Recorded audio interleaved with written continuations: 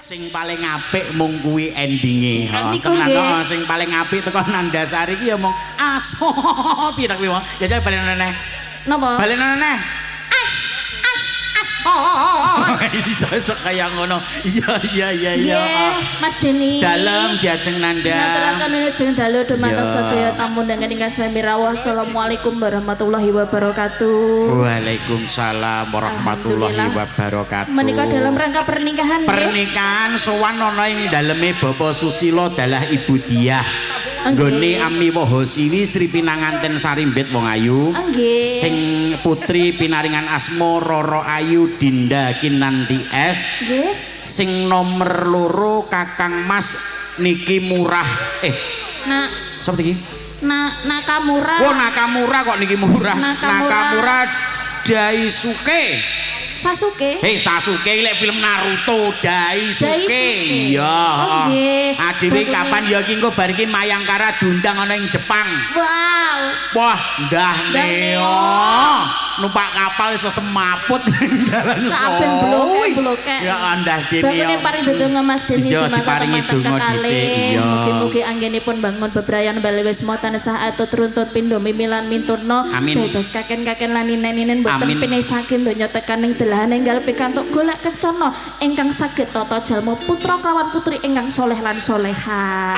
Kuwi jane sendaren apa iso ora nek titik komane. Donga iki kudu jangkel. Oh iya, wong donga ki lek jarani sesepuh kuwi sak ambekan ki sak kalimat sak dawa-dawane.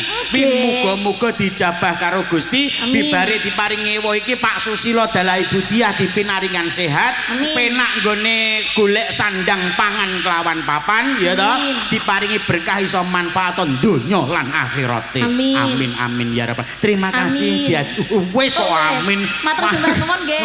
Monggo. Matur suwun ya diajeng Nandasari masalah degane kambil ijo bejane sok sing duwe bojo.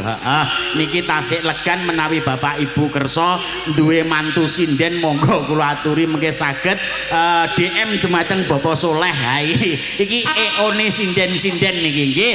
Tasik sesarengan Mayangkara campur sarinya Indonesia ingkang angka 3 wonten diajeng Hani Kusuma.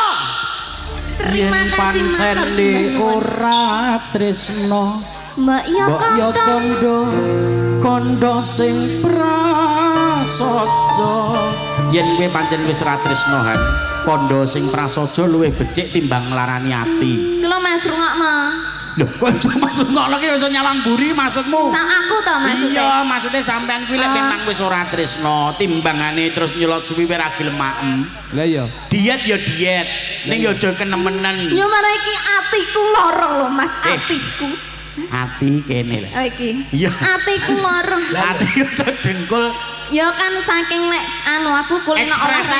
Oh iya. Olahraga iki kok soyo mudun-mudun ning kene. Ora iso mudun-mudun. Diajeng Hani Kusuma sowan ana ing daleme Bapak Susilo sak keluarga. Alhamdulillah. Adewe asung panglipur ya kapurih nyekseni gelaripun kekajatan. Didongake mantene sithik-sithik sadurunge awakmu lungguh. Ha coba ndonga sing apik kaya ngapa jajal. Nah nggih bakune matur sembah nuwun kagem Bapak Susilo sekeluarga. Matur sembah nuwun sampun nimbali campur sari Mayangkara sak rombonge menika. Mugi-mugi tansah pinaringan sehat bagas waras lan wilujeng. Mugi-mugi tansah pinaringan sehat.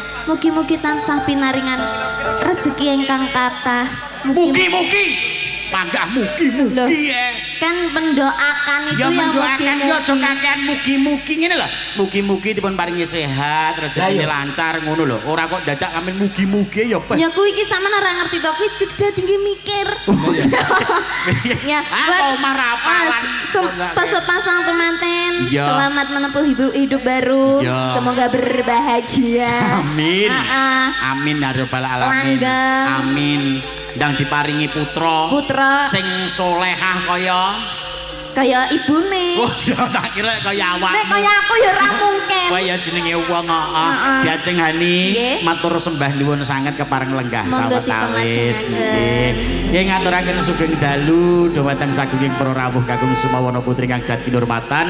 Sugeng lelenggan kanthi mardu-mardikaning penggalih sinambi ngerahapi dedaharan kang sampun sumadya sesarengan kalian Mayangkara campur sari. Ingkang angka sekawan wonten Diajeng Putri Lope Lope Mayangkara campur sari.